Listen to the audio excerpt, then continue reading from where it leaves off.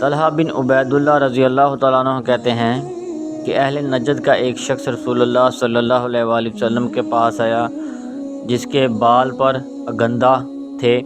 اس کی آواز گنگناہٹ تو سنی جاتی تھی لیکن بات سمجھ میں نہیں آتی تھی کہ وہ کیا کہہ رہا ہے۔ یہاں تک کہ وہ قریب آیا تب معلوم ہوا کہ وہ اسلام کے متعلق پوچھ رہا ہے۔ تو رسول اللہ صلی اللہ علیہ وآلہ وسلم نے فرمایا، اسلام دن رات میں 5 وقت کی نماز پڑھنی ہے۔ اس نے پوچھا، ان کے علاوہ اور کوئی نماز مجھ پر واجب ہے؟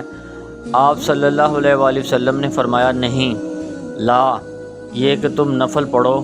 رسول اللہ صلی اللہ علیہ وآلہ وسلم نے اس سے ماہ رمضان کے روزے کا ذکر کیا۔ اس نے پوچھا، اس کے سوا کوئی اور بھی روزے مجھ پر فرض ہیں؟ آپ صلی اللہ علیہ وآلہ وسلم نے فرمایا، نہیں، الا، یہ کہ تم نفلی روزے رکھو۔ آپ صلی اللہ علیہ وآلہ وسلم نے اس سے زکوٰۃ کا ذکر کیا۔ اس نے پوچھا، اس کے علاوہ کوئی اور بھی صدقہ مجھ پر واجب ہے؟ آپ صلی اللہ علیہ وآلہ وسلم نے فرمایا، نہیں، الا، یہ کہ تم نفلی صدقہ کرو۔ پھر وہ شخص پیٹھ پھیر کر یہ کہتے ہوئے چلا، قسم اللہ کی، میں نہ اس سے زیادہ کروں گا اور نہ کم۔